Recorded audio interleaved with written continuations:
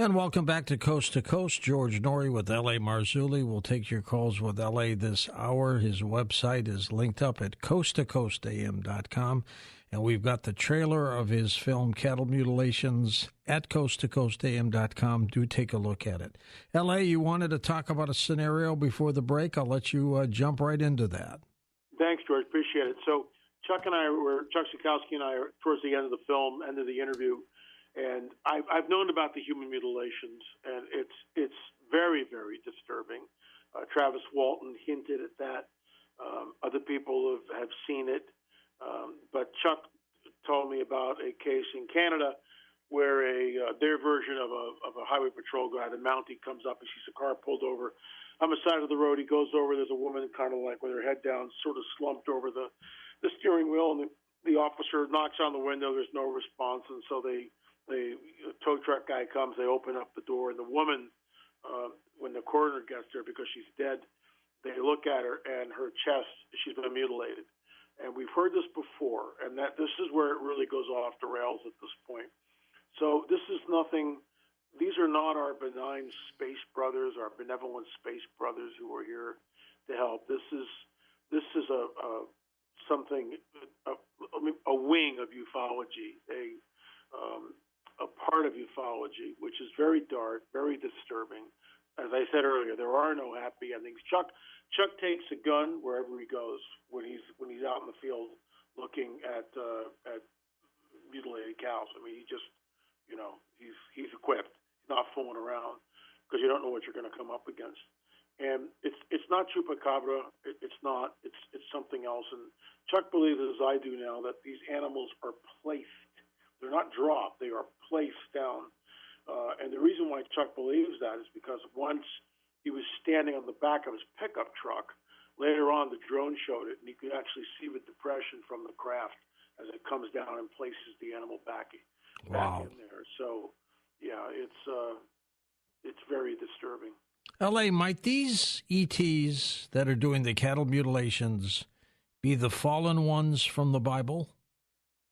Well, we've been talking about this, George, for, 20 years, more than 20 years. Absolutely. I've been on, so it's a long time. You know my take on this, and this goes back to Genesis 3:15, which sets up the entire rest of the biblical prophetic narrative. It's a little vignette. Your offspring, your seed will be at war with the offspring of the woman. That's the whole deal. It's a seed war.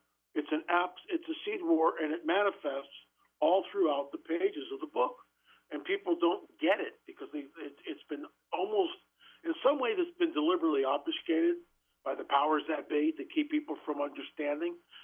We're going to Israel. We have a full tour there and 50 people on the bus. When we go up to Mount Hermon, all right, where the Watcher angels came down, there's actually a decree, a stele, in the London Museum, which is carved there, and it talks about the fallen angels, the Watchers that come down, create this oath, and then mingle the seed, which is the reason for the flood.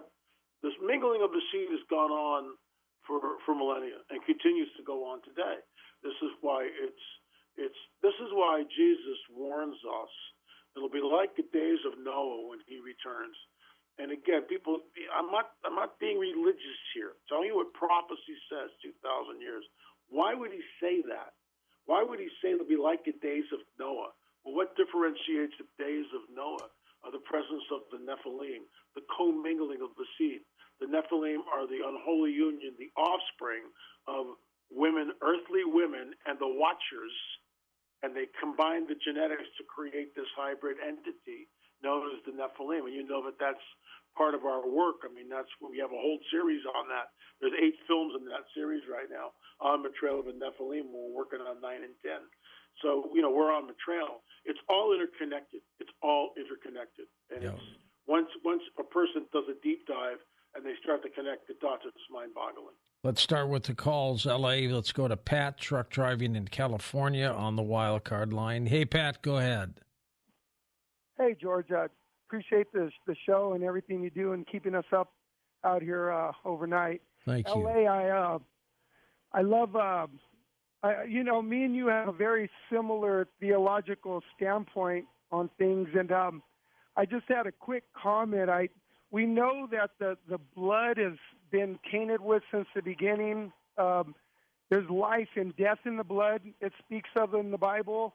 I just wanted to ask a simple question. Is there a particular reason why maybe the Greys are picking certain cattle? Does it have something to do with the particular blood that they may be carrying? Maybe it's a blood from the past, or is it something related to maybe the DNA of the blood? Thank you.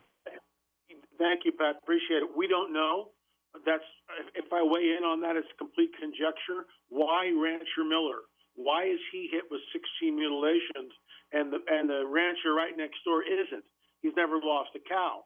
In fact, when Miller's cows mingled with his neighbor's cows, it was Miller's cow that got hit, not the rancher. Why is that? And we don't have an answer to it. We don't know.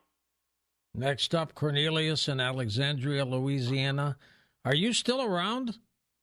Yeah, I'm still around. Look, L.A., this is L.A. in Alexandria, Louisiana. I tell you, L.A., I miss you so much. You know I'm the God, Guns, and Gold man, the Bible, Bullets, and Beans man. And I told Tommy this story, but I want you to investigate something next year with they going to make AI God or AI Jesus or AI rewrite the Bible. And where is that? Where Brandon is in Austin, Texas, they've already got a guy in Violet United Methodist Church that has done the AI sermon, and the parishioners hated it. So look that up. Austin, Texas, AI sermon. Now, I'm going to get with my question. I was a federal security officer at Oakdale 1, Louisiana. And one night, I saw something way off in the woods. Well, it was up above the woods. And it lifted up a cow, because they have cows that, you know, are out in the wooded area from the prison and stuff where I guarded at. And it was amazing to see L.A. and George, to see a cow lifted up in the air and this beam just take it up. So I didn't see anything happen to it or anything like that, but that's what I witnessed. And L.A., in my council meeting, there was a demon in my council meeting. So I hope you'll talk about demons and stuff, because they're coming out. For some reason, they're coming out right now. So God bless you, George, and God bless L.A. Marzulli. And Cornelius, let me ask you, did you see that cow in a beam of light when it was going up? Yeah, it was in a beam of light, and it was something to see. It was amazing. Let me tell you one more thing, George. You need to get David Grush on before they do something to him. You or George Knapp need to get David Grush, and maybe you, L.A., need to get a hold of David Grush, because he knows something. He's the military whistleblower, indeed. Yeah. Go ahead, L.A. Yeah, Cornelius, good to hear your voice, and thank you, sir, for the kind words. I appreciate that. There was a video that came across my desk fairly recently. There's so much nonsense out there, you don't know what's real anymore unless you're there. But it piggybacks with your story. It shows a reporter, allegedly, South America, he's speaking in Spanish. It's in Peru, I believe, or Bolivia, one of the two, but I think it was Peru. And you can see the cow looking at him over his left shoulder. There's a beam of light that comes down, and the cow goes floating up. It's exactly what you said. And other eyewitnesses have talked about this, seeing the lights in the sky. Some have seen the craft. Some have seen the animal lifted up through the air. Interestingly enough, in our abduction film, the women talk about this. The women talk about being taken in the light, in a beamed aboard the ship. So whatever this thing is, in fact, I spoke to Karen Wilkinson. This is the book we published, Strange Seed, or Stolen Seed, Strange Harvest, Evil Harvest. And she talks about when you go through the window's closed. Dr. David Jacobs talks about this in our film. But when you go through the window, it's like every particle in your being is vibrating, and you can feel that. So these entities manipulate space, time, matter, and energy. Surprise, surprise. But all through the guidebook of the supernatural, i.e. the biblical prophetic narrative, that's what we see. I mean, it's all there. but you got to spend time in it. And you got to look at it in a non-religious way. L.A., how is your seventh film in this series going to top this one? Well, I've always believed, and I know you have too, that the Roswell thing was not a weather balloon. It's just not a weather balloon. Right. It's just a cover story, and it started actually the entire what's the word I'm looking for? It started the paradigm in which the powers that be embraced all ufology for decades. If you got too close, I won't mention any names, you got taken out. That's how it worked in the 90s. You got taken out. If you got too close, something happened to you and it wasn't good. 2017 changed all that. Cornelius mentions David Grush. You'll notice that everybody who is in the media eye are all military or ex-military. That should send red flags to everybody. I'm not going to mention any names because I don't want to disparage anybody, but it's all military. So it's a managed agenda, absolutely a managed agenda in my opinion. So what we do in Roswell 1, we're with Linda Marcel, who drops a bomb on us out of nowhere in the middle at the sort of at the end of the interview. I just sat there, you got to be kidding me. And I won't give it away, but we interviewed Jesse Marcel's Jr.'s wife, Linda. We interviewed his best friend, Dr. Richard O'Connor. We interviewed his daughter, Denise Marcel, and then, of course, Tim Alberino. It's a long film. It's about an hour and 40 minutes right now. It's longer than any film we've done. There's just so much information. And what's interesting about this, look, other people, Stanton Friedman for one, God rest his soul, but yep. You know, it was Stanton that broke this story. Really, he was the one that heard about it and contacted Jesse Marcel Sr. and the rest is history.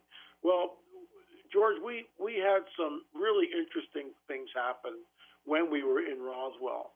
So we did this tour, and they take us to the hangar. Well, you can't go in the hangar. No, I can't get you into the hangar. So I'm walking along the fence. I see a guy smoking a cigarette on the other side of the fence. I walk up to him and say, hey, man, we're from California.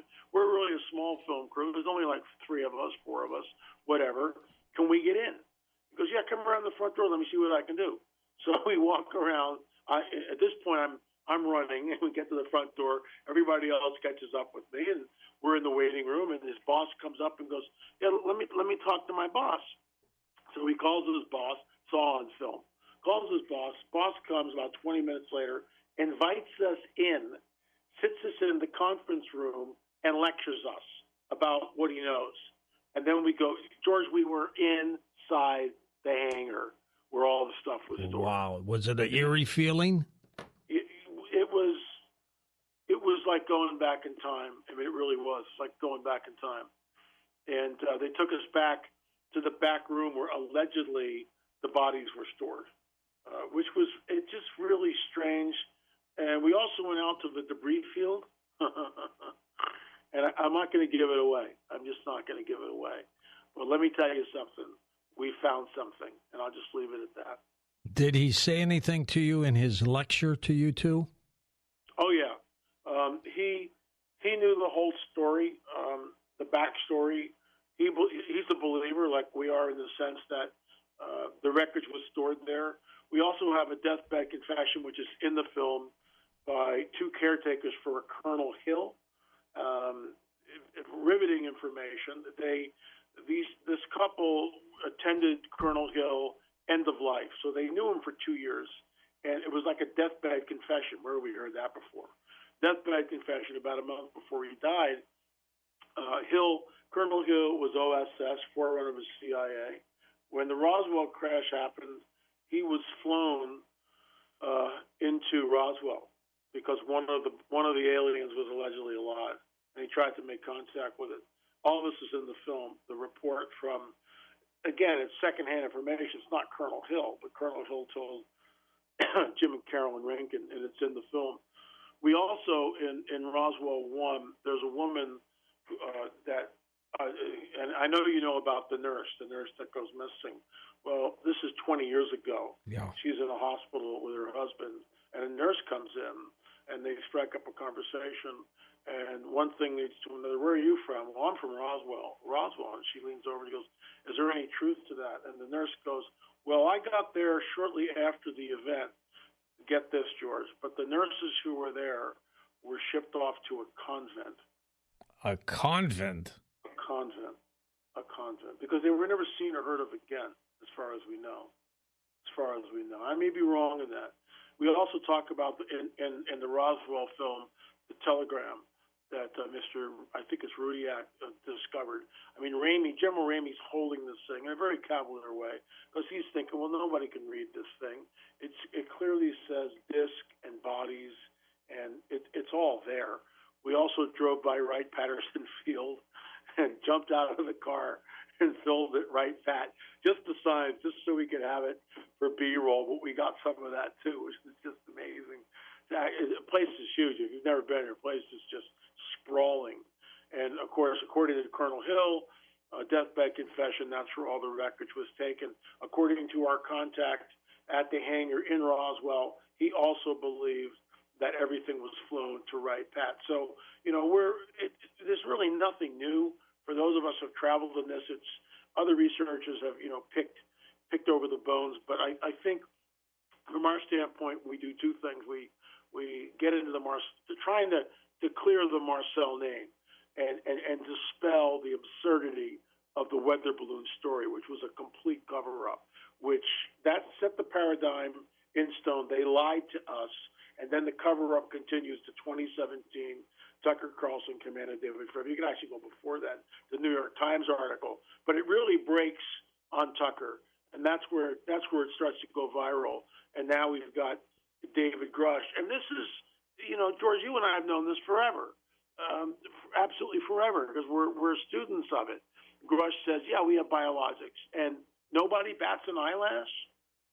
Nothing happens? I mean, that's the most profound statement. And remember, Grush is under oath when he states this. That's right. And then he said, I tell you about it in a different setting.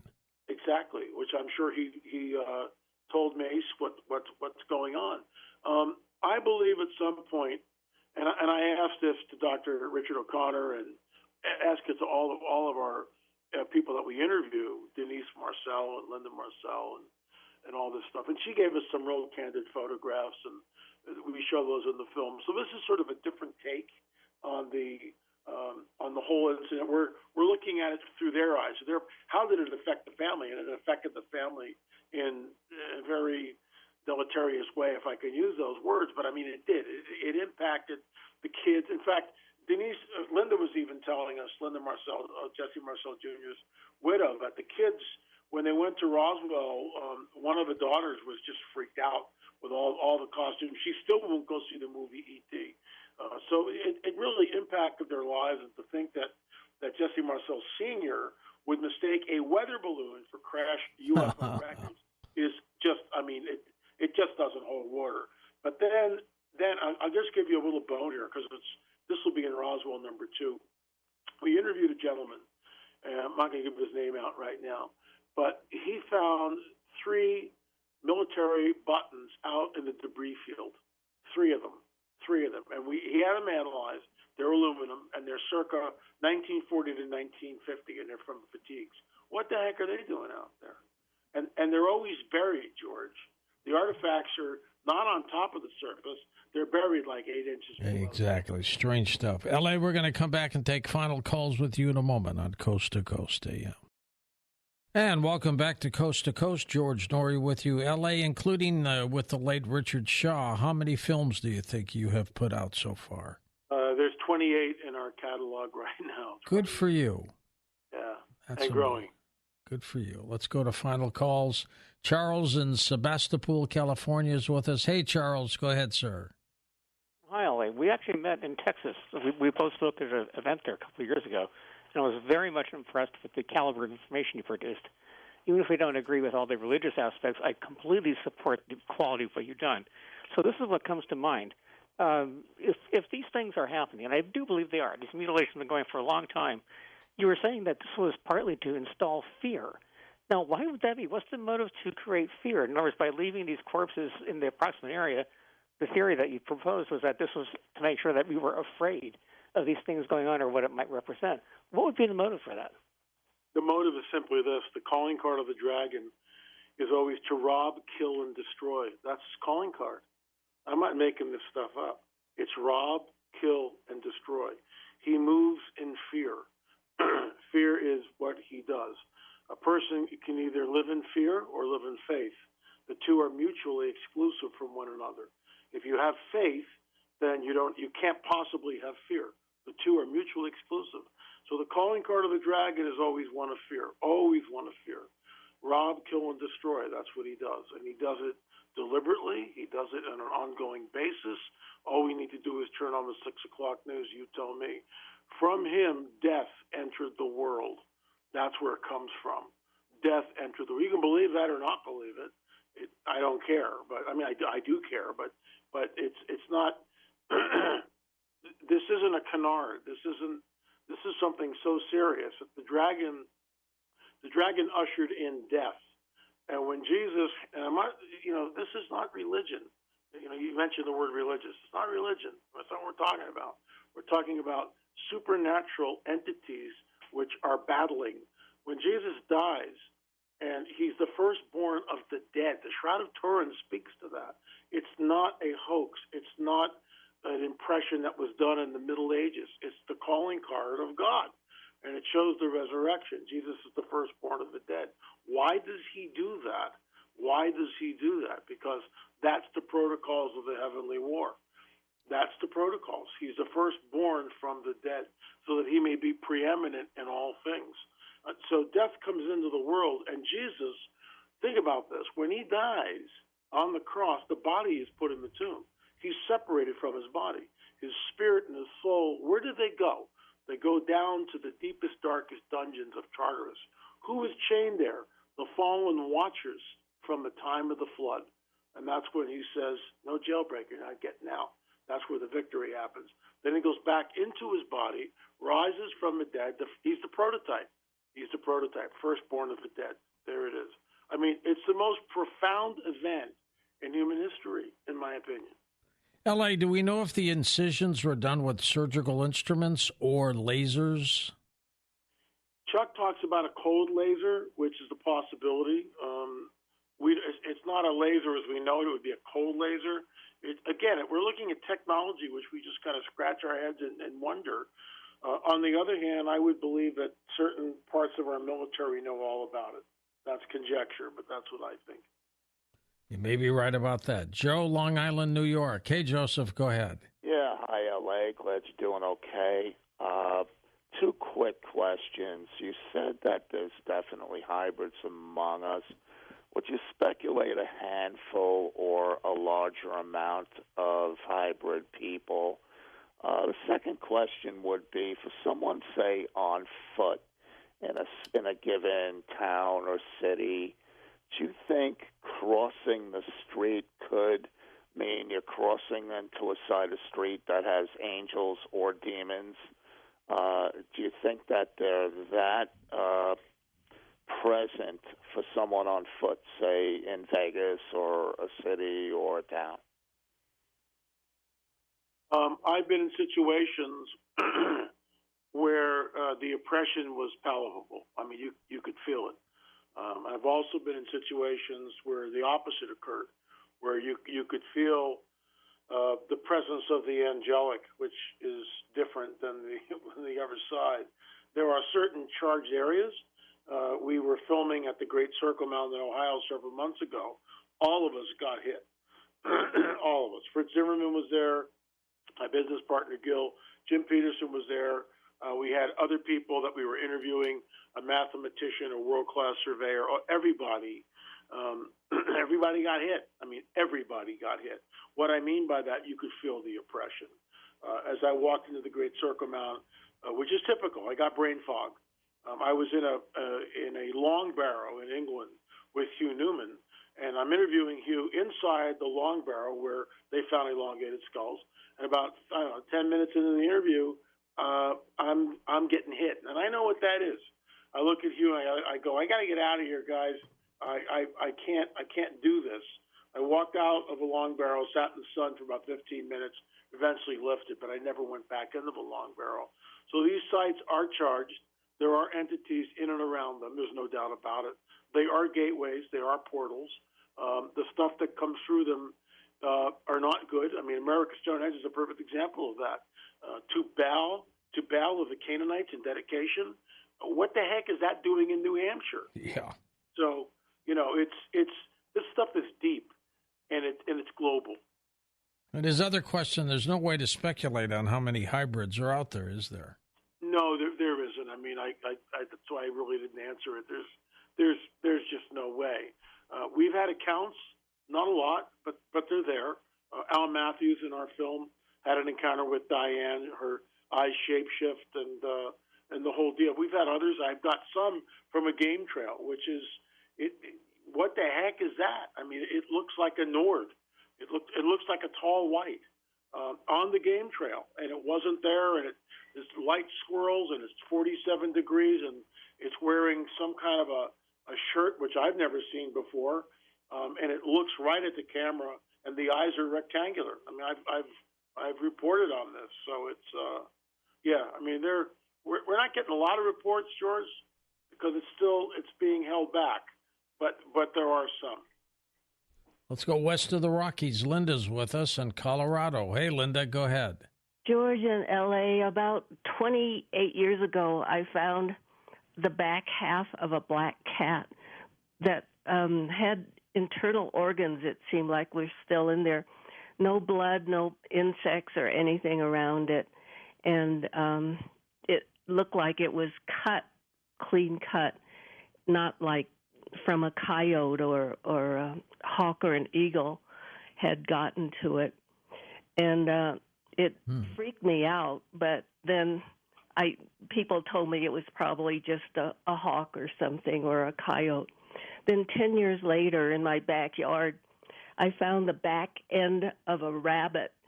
The same thing, internal organs were there, clean cut. And when I went to pick it up to throw it away, there was no rigor mortis. It was still like it was just recently killed. And I know it must have been there overnight. And I was wondering if you thought this might be related to the cattle mutilations. Good question. It'd be great to do a necropsy on it, which of course we can't do now. But there is a possibility that there's a tie-in, but that would be speculative on my part. No question about it. And there are some people out there conducting heinous acts, also, L.A., right? Yeah. There are satanic cults. I mean, there's no. I was at a music director at the old Malibu Vineyard. This is years ago, decades ago now, and I remember getting there early on Sunday morning, and I'm going, oh my gosh, what the heck is that? Right in front of the door, there's a large circle about 4 feet in diameter with a pentagram in it. There are 2 candles burning, and there's a slaughtered dove on it. There was a ritual done on the steps of that church, George. 3 months later, that church split. 2 years later, they lost the building. Let's go to Joe in Monterey, California. Hey, Joseph, go ahead. Thank you for taking my call, George. You're welcome, Joe. Call, George. A few things.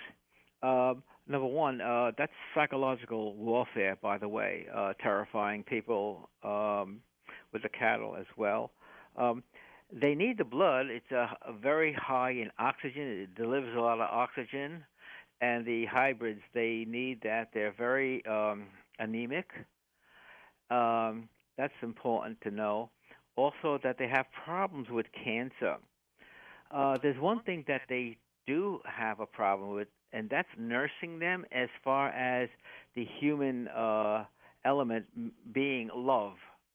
They don't know about that, so they may be devoid of certain emotions. One other thing. When people claim that ETs have helped them, they did an operation and they cured me, or they healed me, or they did wonderful things, that's to make sure that they have a medical procedure to make sure that their hybrids will survive. So they experiment on us. Also, it's good PR because people feel that, oh, no, there's no negative ETs. There are too many negative ETs. Thank you, George, for taking my call. Reaction to that, L.A.? Yeah, I mean, he's obviously a researcher and knows, and I agree with him on his first point. It is psychological warfare. I think I made that case, although I didn't use that term. It's deliberate. They are spreading fear. It's absolutely deliberate. As far as the hybrids and the blood, speculative. We've heard this before, and you know, this is why Karen's book is so important, because she actually lived it. She was there on board for years. She had a handler, the whole 9 yards. It's a deep dive into what's going on the other side, and the healings. We've heard this before with ETs. We've heard it from psychic healers. I mean, healing is something that if these entities can manipulate space, time, matter, and energy, which they do, they can manipulate our DNA, our internal processes, and they can create healing. The question is, does the healing last? That is a $64,000 question, isn't it? Yeah, that's the big one. Daniel in Tampa, Florida. Hey, Daniel, go ahead, sir. George, it's an honor to speak with you, sir. I've been listening to you for years. Thank you. And the question I have, I didn't want to really get political with this, but Mr. Shaw, my question is, you know, we all know that the government hides things like this from the general public. And I wonder if a person such as like Donald Trump would be more apt to deliver the secrecies of, you know, seeding of humanoids with alien entities more so than the typical politician would. Well, he had 4 years to get that out to us, and he never did. L.A.? Yeah, it's when I was approached by a guy from the deep state years ago, he told me in no uncertain terms that they don't care who's in the White House, they don't care who's elected. This is why there is a deep state. This is why we have a shadow government. And I realize that sounds like conspiracy theory, but it's true. They've known about this. It is a managed agenda, as I said earlier. You'll notice that almost everyone who gets on board at Fox or CNN or wherever, they're all military or ex-military. They're all CIA. I mean, Nick Pope was, you know, up to his eyeballs, no pun intended, over in Great Britain, and now he's on all the. How does he get there? Why Nick? You know, why Luis Elizondo? Why all these other people like Chris Mellon, Grush? There's always a military connection. They are leeching it out. The old guard is dead. In fact, I asked this in the film. We talk about it. The old guard, General Ramey would be like 130 years old or whatever it would be. Yeah. So the old guard is all gone. They're all gone. They're all gone. Yeah. The new guard realizes that we got to do something with this, and they're leeching it out. It's very deliberate, but it's a managed agenda. Make no mistake about that. It's a managed agenda. L.A., why does it seem like Richard Nixon was the only president who really knew what might be going on? Remember, you know, Nixon is right after Kennedy, and that's where everything changed. So there's this little window where they're controlling, the deep state's controlling it. I mean, Kennedy is, it's all coming out. Look at RFK Jr., what he's been saying. You know, the agency killed my father. You know, I mean, give me a break. You know, and then some guy shows up. What was it? Last week, 2 weeks ago, disguised as a sheriff, but he's not. Yeah, with a gun. Right. Here we go again. That's the way the game is played. Nixon, I believe, may have been taken out because maybe he was going to expose something. I mean, he apparently, we showed this, I think, in either 2 or 3 of the series, the connection between the actor, comedian Jackie Gleason and Richard Nixon. Well, you keep up the good work, my friend. L.A. Marzulli with us. All his information is linked up at coasttocoastam.com. His latest film is called Cattle Mutilations, The Calling Card of Darkness. And we will be back in a moment with Erica Busahaney as we talk about the psychic world.